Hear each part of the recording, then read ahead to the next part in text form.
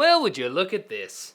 Huawei has decided to get into the tablet that can replace your laptop game, which is a little strange given that Huawei is primarily known for making phones. They're actually one of the biggest smartphone makers in the world thanks to their popularity in China. China? I can't stop saying it like that.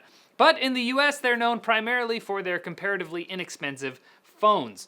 Well, Huawei's looking to change that with the Matebook, a device that looks like an iPad Pro and acts like a Surface Pro.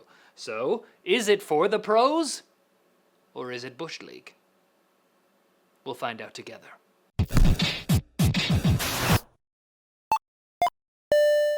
Now, to look at the Matebook, the initial impression is definitely one of good craftsmanship, very reminiscent of an iPad. The blasted aluminum back, the chamfered metal edges, the beautifully glossy front panel, it definitely looks and feels like a premium product, and the elegant leather folio keyboard definitely helps with that, although you do have to buy that separately. As we'll see, there's a few things that hold it back from achieving the greatness to which it aspires, but first, let's get some details out of the way. The Matebook's physical dimensions are 279 by 194 by 6.9 millimeters, making it exactly as thin as the iPad Pro, and it weighs 640 grams or about 1.4 pounds, so that's pretty light. On the right side, we have the single USB Type-C port, the only real port on the device, which is used for charging and peripherals, and a volume rocker above that with a fingerprint reader between the two volume buttons. On the left side, a 3.5 millimeter audio jack and microphone. On the top, we've got two speakers on either side, another mic in the middle, and the power button. And on the bottom, the keyboard attachment connector is the only thing there. Included in the box is a USB Type-C male to micro USB male connector, and if you put the included micro USB female to Type A female adapter on that, you've got yourself a full USB port for a mouse or USB drives. Bit of a hassle to go through, but at least they included the adapters in the box. Huawei also sells the Mate Dock for $89 US or $109 Canadian, which gets you another Type-C port, two USB 3 Type A ports, an Ethernet port, and a VGA and HDMI port. So that thing will be the only thing you can get that will give you some more ports other than the single USB Type-C. Gracing the front of the Matebook is one of its finer qualities, a 12-inch 2160 by 1440 IPS display, which indeed has some pretty decent viewing angles. It covers 85% of the NTSC color gamut, whatever that means, but suffice to say it's not going to be competing with any of the super high-end creator devices in color accuracy, like something that can get, 100% on the Adobe RGB Spectrum or something. Above that is a 5 megapixel front-facing camera, which is the only camera, so no making a fool out of yourself in public by taking photos with a tablet. Also hidden next to the camera is an ambient light sensor and camera indicator LED, so that's very sneaky. Inside is a fanless Intel Core M5 6Y54 processor and 8 gigs of RAM, although there is also a version with 4 gigs of RAM, a 256 gig SSD, dual band AC Wi-Fi, Bluetooth 4.1, and a 33.7 watt-hour battery, which is supposed to get you 9 hours of video playback. Now, those specs sound pretty powerful for just a tablet, so it's pretty clear Huawei is marketing this as a laptop replacement type device, which is why it's so strange that they're not bundling it with the keyboard or stylus, because there's also one of those called the Mate Pen. Microsoft doesn't bundle their keyboard, but at least they included the stylus with the Surface Pro 4. Anyways, let's talk about the keyboard folio. As I said, it's got a beautiful leather exterior and folds up to completely cover the body of the Matebook, making it look less like a work device and more like a cool hipster accessory. Nice.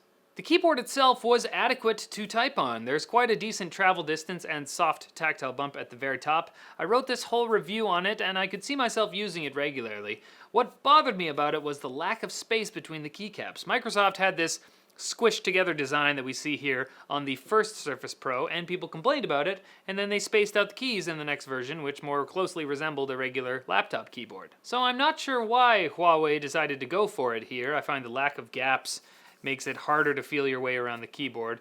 The trackpad was excellent, however, very responsive with a satisfying click and support for 4-finger gestures. One of the best trackpads I've seen on one of these convertible tablet laptop type doohickeys. Oh, I have a message. And now I don't.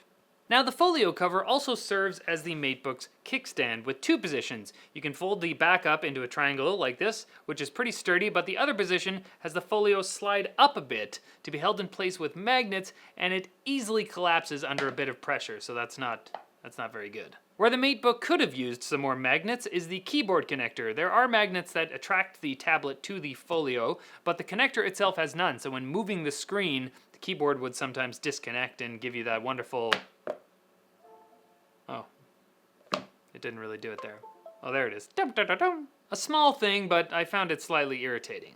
I wish I could talk about the Mate Pen, but we didn't actually get one with the unit, so... I can say it charges via micro USB, and from what I've seen in other people's reviews, it works pretty good.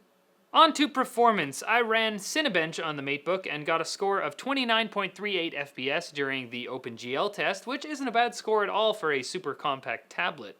In the CPU test, we got 231, which is, again, not too shabby for a fanless processor.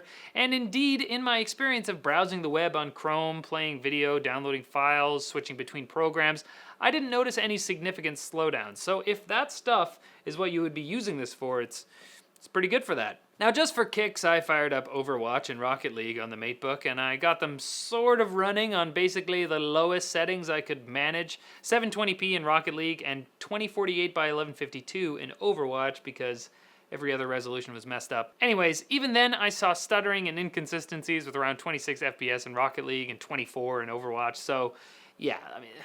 not for gaming. I just wanted to do it for fun. In Crystal Disk Mark, the Matebook got 546 megabytes per second in sequential reads and 309.7 in sequential writes, which isn't super amazing, but more than adequate for the tasks that this machine would be used for. Now, Huawei's rating of 9 hours of video playback for the battery was, I think, a little generous. I had the Matebook lasting around 6 to 7 hours of intensive usage.